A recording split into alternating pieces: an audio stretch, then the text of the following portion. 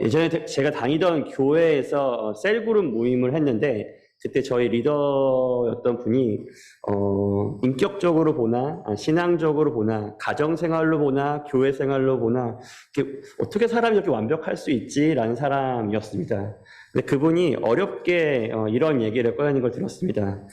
솔직히 말하면, 내가 구원을 받았는지 잘 모르겠다. 내가 어떨 때는 구원을 받은 것 같은데 어떤 때를 보면 내가 구원을 받았나 라는 생각이 든다. 그래서 사실 내 안에 두려움이 있다. 이런 얘기 하셨습니다. 그분이 교회에서의 위치적으로 봤을 때나 모든 면을 봤을 때 이 이야기가 쉽지 않은 고백이었거든요. 근데 제가 그 얘기를 들었을 때 그분 안에 참 답답함이 있었던 것 같아요. 거기에서 왔다 갔다 하는 그 자신의 모습. 하지만 교회에서는 중직이며 이 모든 상황들이 이분에게 참 큰 부담으로 다가왔던 것 같습니다. 근데 이 분이 이렇게 나누고 나서 그 다른 집사님들이 하나같이 어떤 분들은 침묵으로, 어떤 분은 눈빛으로, 어떤 분들은 입술의 고백으로 나도 다를 바가 없다 라고 이야기하는 거 제가 들은 적이 있습니다. 제가 어렸을 때 교회에 가보면 목사님들이 이렇게 얘기하는 거 들었습니다. 사랑하는 여러분 구원의 확신이 있으십니까? 지금 이 순간 죽는다 하더라도 우리가 눈 뜨면 하늘나라에 있을 거 확신하십니까? 하고 물으면 저는 솔직히 주저주저했습니다. 가만 보자.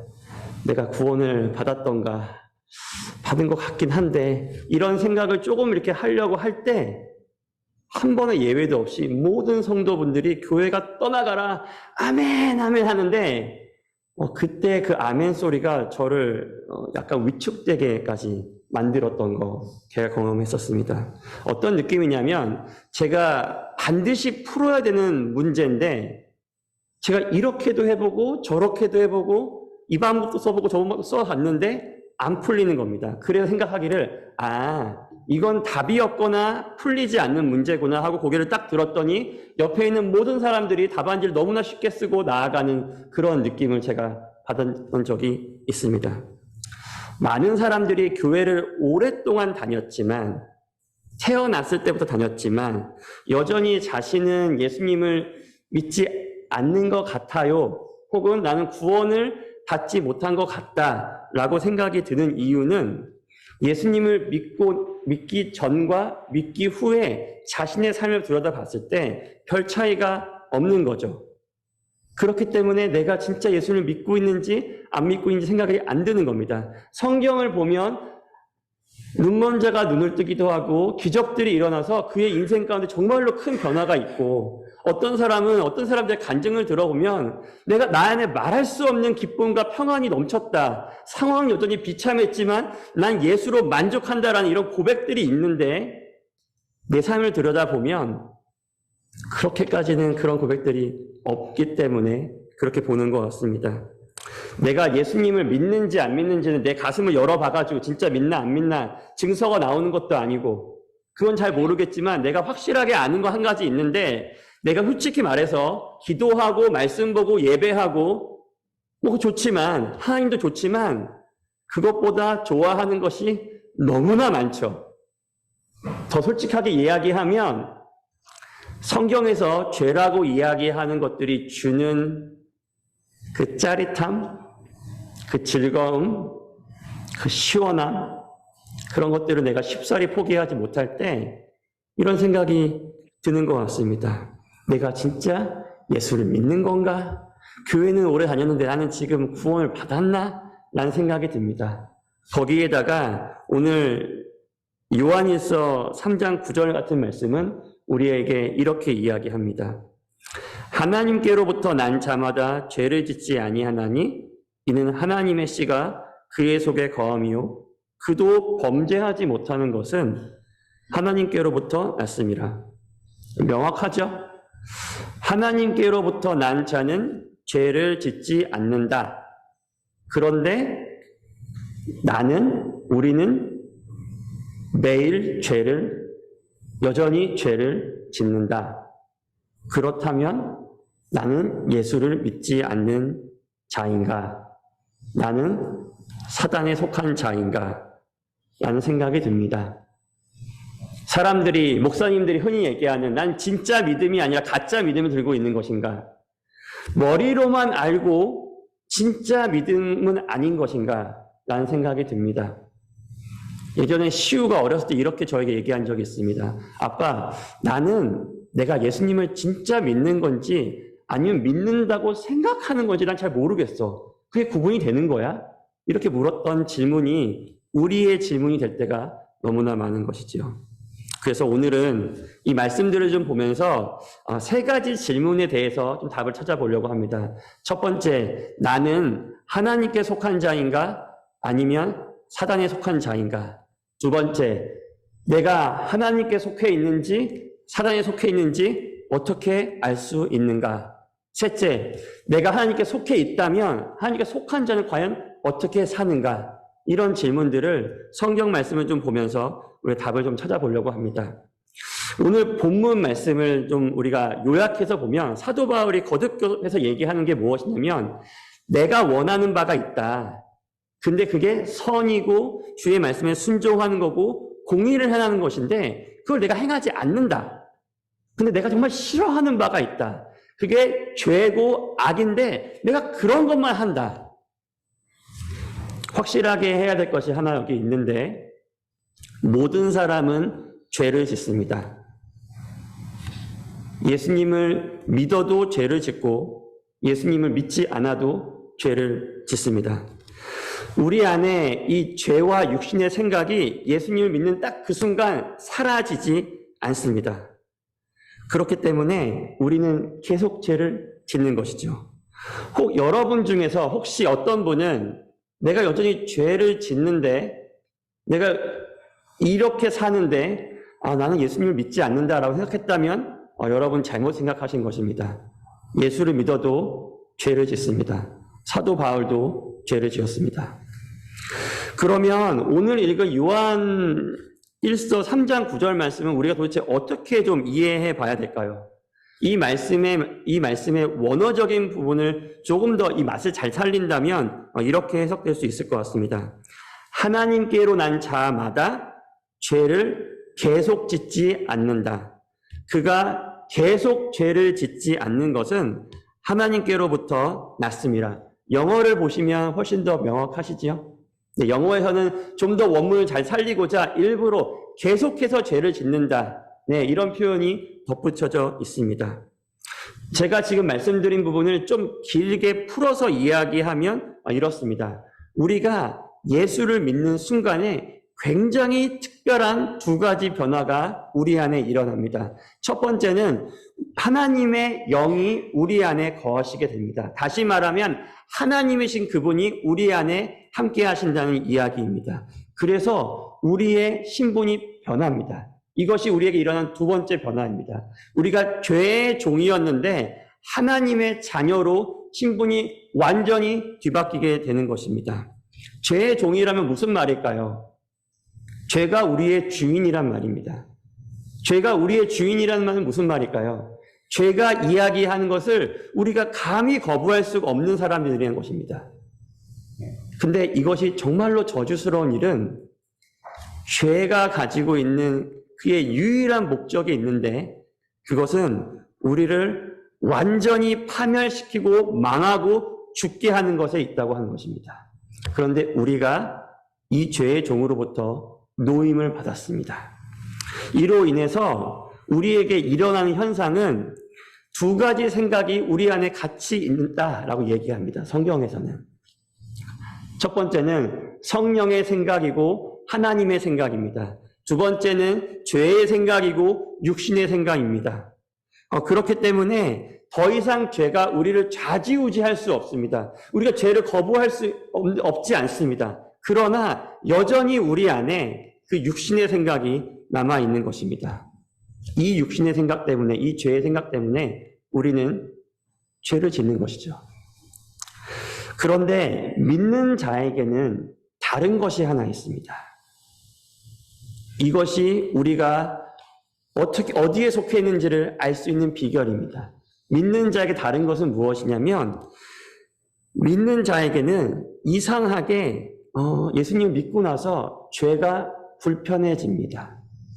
내가 별로 크게 생각하지 않았고 뭐 누군가는 죄라고 얘기할 수 있는 그런 작은 일들이 꺼려지기 시작합니다. 예전에는 이 죄를 짓는 것들이 별로 뭐 괜찮았었는데 이것이 점차 우리에게 아픔이 됩니다. 그리고 이 아픔 때문에 하나님께 죄송해지기까지 합니다. 죄를 더 이상 짓고 싶어 하지 않습니다. 내가 도대체 왜 그러지? 라는 생각이 계속 듭니다. 그럼에도 불구하고 계속 죄를 짓고 있는 내가 너무나 싫고 믿고 원망스럽기까지 합니다. 왜냐하면 하나님이 우리 안에 계시기 때문에 그렇습니다.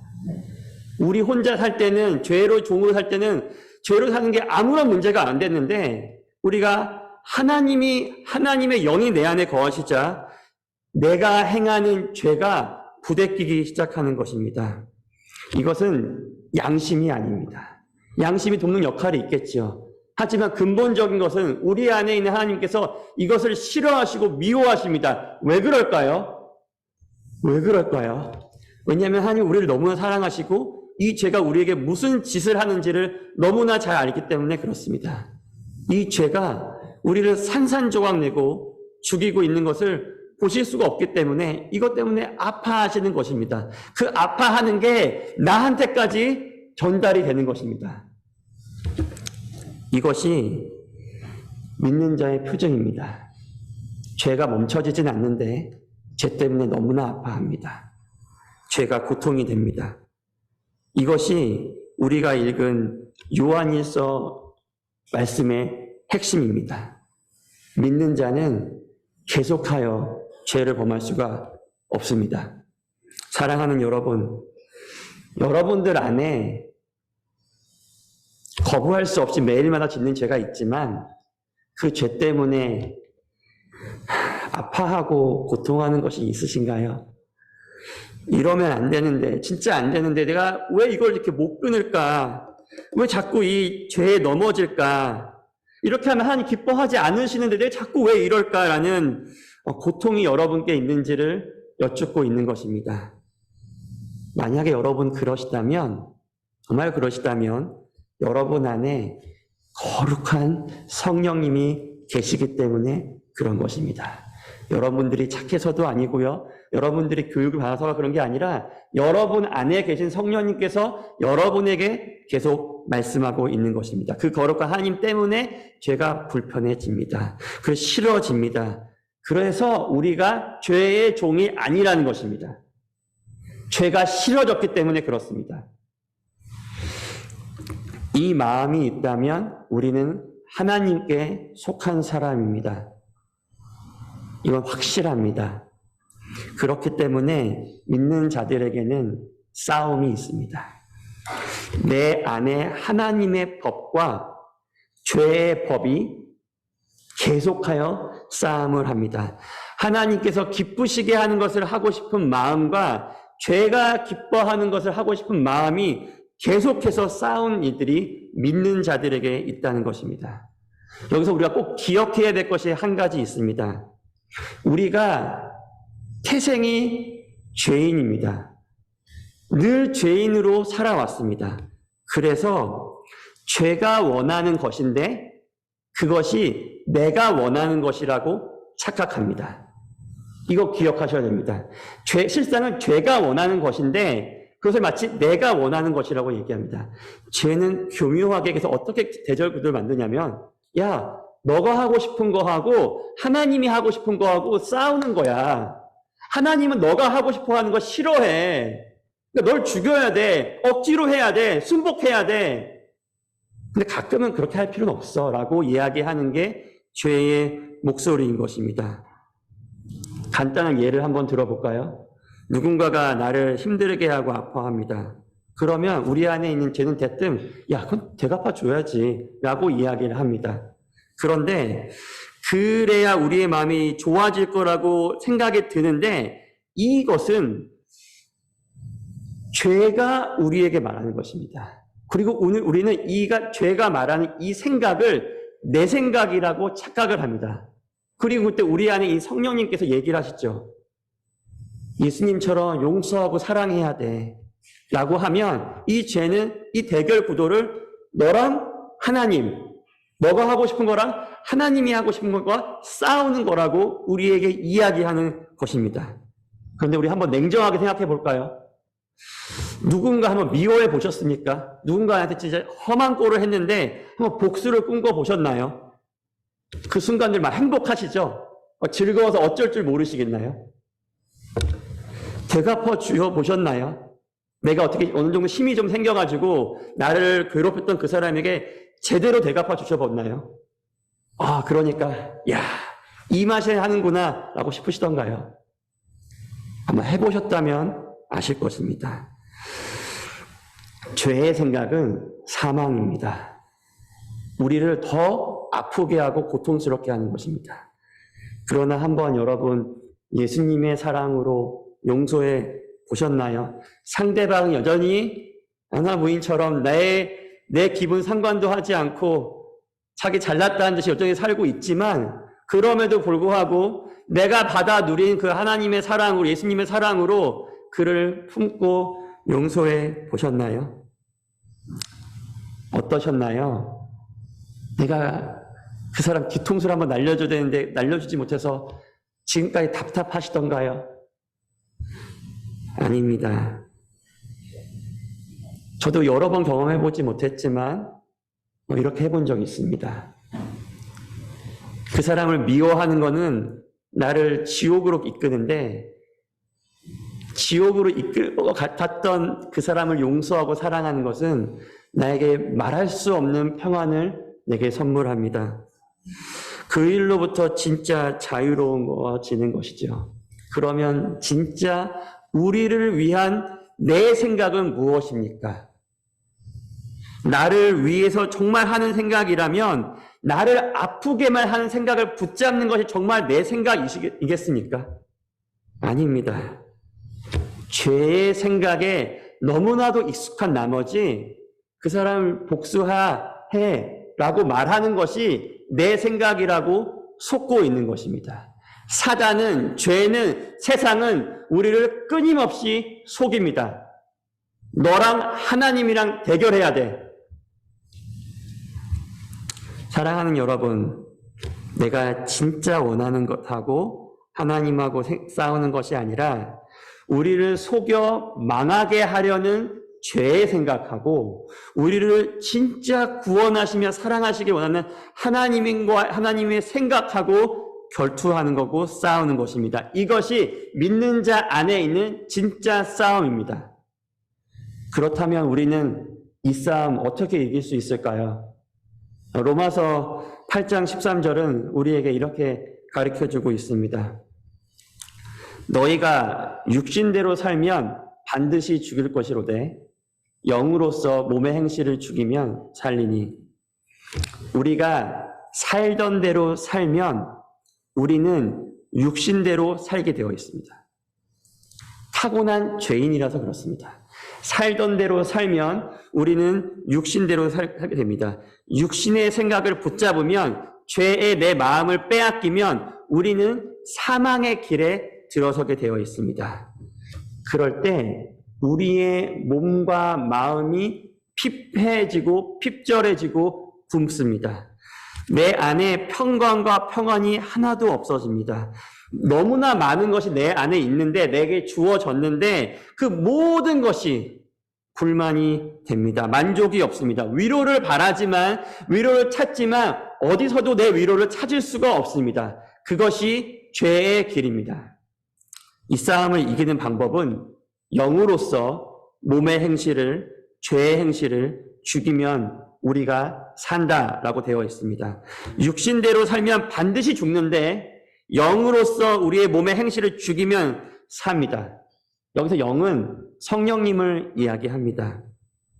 그렇다면 우리 안에 계신 성령님은 도대체 무슨 일을 하시는 걸까요? 우리 요한복음 14장 26절을 한번 읽어봐야 되겠습니다. 이 말씀은 우리에게 이렇게 이야기합니다. 보혜사 곧 아버지께서 내 이름으로 보내시는 성령, 그가 너희에게 모든 것을 가르치고 내가 너희에게 말한 모든 것을 생각나게 하리라. 아멘. 성령님께서 하시는 일은 우리 안에서 적극적으로 하시는 일은 예수님께서 우리에게 말씀하신 모든 것을 생각나게 하시는 것입니다. 그러므로 영으로서 몸의 행실을 죽인다는 것은 성령께서 생각나게 하시는 하나님의 말씀으로 우리의 죄의 생각을 죽이는 것입니다. 죄가 나에게 주는 생각과 말과 감정을 붙드는 것이 아니라 하나님의 말씀을 붙잡는 것이 우리의 일인 것입니다. 그 말씀으로 이 엉터리 같은 죄의 생각을 주는 이 죄의 생각의 뿌리를 뽑아버리는 것입니다. 사랑하는 여러분, 장가지 치는 것은 아무런 소용이 없습니다. 여러분의 행동 몇 가지 고치고 습관 몇 가지 고치는 것은, 그리고 나를 잘 만들어본 노력은 오래가지 않습니다. 뿌리가 뽑히지 않으면 하나님의 말씀으로 우리 근원에 있는 죄의 생각의 뿌리를 말씀으로 완전히 잘라버리는 것이 우리에게 필요합니다. 이것이 영으로서 몸의 행실을 죽이는 것입니다. 이것을 하면 망할 것 같고 죽을 것 같다고 생각이 듭니다. 왜냐하면 우리의 생각이 죄의 생각과 일치해 있기 때문에 그렇습니다. 사랑하는 여러분, 한번 말씀을 붙잡고, 주님께 나에게 생각나는 말씀을 붙잡고 휘둘러 보십시오. 그런데 사랑하는 여러분, 여러분 안에 하나님 말씀이 있으신가요? 이렇게 품고 묵상하고 사랑하는 말씀들이 여러분 안에 있으신가요? 우리 안에 하나님의 말씀은 없는데 성령께서 무엇을 생각나게 하시겠습니까? 무엇이 좀 있어야 성령께서 비춰주셔서 이 말씀이 우리 안에 나오지 않겠습니까? 우리 안에 말씀이 없다면, 제가 우리 교회 성도분들 다 알지만 너무나 훌륭하신 분들이고 결단력도 대단하신 분들이지만 백전백패입니다. 말씀이 없으면 이 싸움을 이길 수가 없습니다. 비참하게 패할 뿐이죠. 죄는 우리의 사정을 봐주지 않습니다. 내가 오늘은 좀 컨디션이 안 좋아서 봐주지 않습니다. 우리의 원수는 우리를 망하게 하는 것이 그의 유일한 사명이기 때문에 그의 유일한 사명을 쉴 수 없이 하는 것이죠. 부끄러운 제 이야기를 좀 나누고자 합니다. 제가 선교를 나오니까 전에는 제가 다소 쉽게 아이들에게 해줄 수 있는 것들을 이 선교의 걸음을 걷고 나서, 사역의 길을 걷고 나서 더 이상 해줄 수 없게 된 것들이 있습니다. 정말로 제가 아이들을 좀 사랑하니까 아이들이 정말로 하고 싶어하는 것들을 해주지 못할 때 제 안에 이름 모를 무기력함, 열등감, 속상함들이 찾아옵니다. 그럴 때 참 우습게도 제 선교의 길과 사역의 길도 갑자기 원망스럽기도 하고 후회가 되기도 합니다. 그리고 제 아들이 제가 못해주는 것들을 다른 사람들은 막 쉽게 해주는 것들을 볼 때마다 그분들은 저에게 아무런 잘못을 하지 않았는데 그걸 보는 것만으로도 제가 참 서운해지기도 하고 때로 마음이 많이 상합니다. 이럴 때 제가 저를 보는 거죠. 내가 육신의 생각을 붙잡고 있구나. 그 생각을 아는데 이 생각을 버릴 수가 없습니다. 이 생각에 질질질 끌려다니는 삶을 사는 것이지요. 그런데 그럴 때 한 줄기 빛처럼 저에게 말씀이 비춰집니다. 여호수아 말씀인데요. 이렇습니다. 내가 내게 명령한 것이 아니냐. 강하고 담대하라. 두려워하지 말며 놀라지 말라. 내가 어디로 가든지 내 하나님 여호와가 너와 함께 하느니라 하시니라 라는 말씀이 생각이 납니다. 그리고 떨쳐버릴 수 없었던 그 생각이 훌훌 날아가 버립니다. 육신의 생각을 안 잡으려고 하는 게 아니라 난 놓을 수가 없었는데 영으로 예수님이, 성령님이 내게 비춰주는 말씀으로 이 생각이 끊어집니다. 사랑하는 여러분, 이 싸움 하고 계신가요? 사랑하는 여러분, 꼭 싸우십시오. 싸워야 합니다. 그리고 우리가 유일하게 이길 수 있는 방법은 하나님의 말씀입니다. 제가 여러분이 말씀드리는 거는 여러분 하루에 3-4시간씩 기도하시며 하나님으로부터 신령한 말씀을 받으라고 얘기하는 것이 아닙니다. 이미 우리에게 66권의 책을 우리에게 주셨습니다. 이 기록된 말씀을 사랑하고 품으라는 말씀입니다. 이 말씀을 읽고 묵상하고 내 가슴에 품고 가슴에 새기시면 됩니다. 이 말씀은 우리가 억지로 외워야 하는, 내가 이 싸움 해야 하니까 외워야 하는 그런 경전이 아니라 우리를 죽기까지 사랑하신 이 하나님께서 그분의 사랑을 꾹꾹 눌러서 담아서 쓴 그분의 편지입니다. 그 주님을 사랑하는 마음으로 말씀을 펴서 읽으시면 됩니다. 나머지는 성령께서 다 하십니다. 그 말씀은 우리에게 날선 검이 되어서 우리를 넘어뜨리려 하는 죄의 생각을 다 파하며 우리를 지키실 것입니다. 이거는 반드시입니다. 사랑하는 여러분, 우리의 싸움이 무엇인지 기억하셔야 됩니다. 우리의 싸움은 내 마음에 들지 않는 그 사람과의 싸움이 아닙니다. 내 마음 같지 않은 이 사회와의 싸움도 아닙니다. 별로 나랑 탐탁치 않은 그 집사님도 아니고 그 사역자도 아니고 그 장로님도 아니고 그 어떤 것도 아닙니다. 우리 안에 있는 이 죄의 생각과의 싸움이 우리의 진짜 싸움입니다.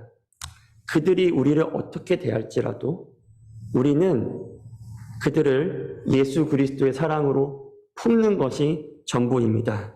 우리가 싸우는 대상은 우리 안에 계속 일어나는 죄의 생각, 육신의 생각입니다. 그것이 우리의 사명이죠. 그리고 이 싸움은 여러분 한 번 싸워서 내가 완전히 이기고서 끝나는 것이 아닙니다.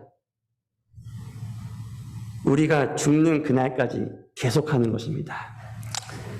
우리 안에 있는 죄가 세상이 절대 호락호락하게 포기하지 않습니다.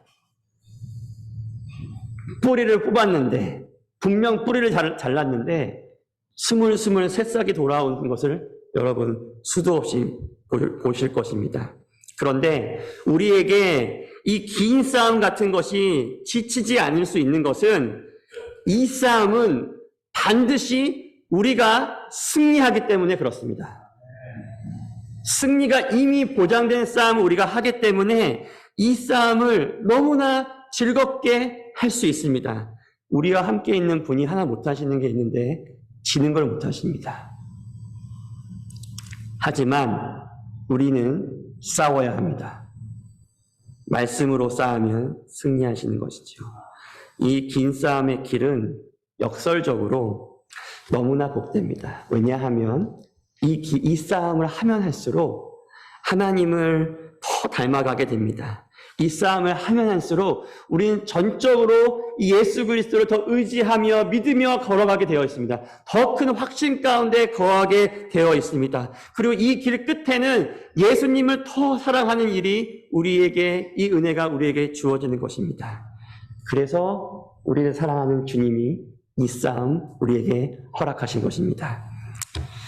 우리 공동체가 날이 가면 갈수록 하나님의 말씀을 더 깊이 사랑하여서 우리가 세상을 마치는 그날이 우리의 주님과 우리 주의 말씀을 가장 사랑하는 날이 되는 복된 공동체 되기를 간절히 소망하며 기도합니다. 우리 잠깐 말씀을 기억하며 좀 기도 좀 할까요? 사랑하는 여러분,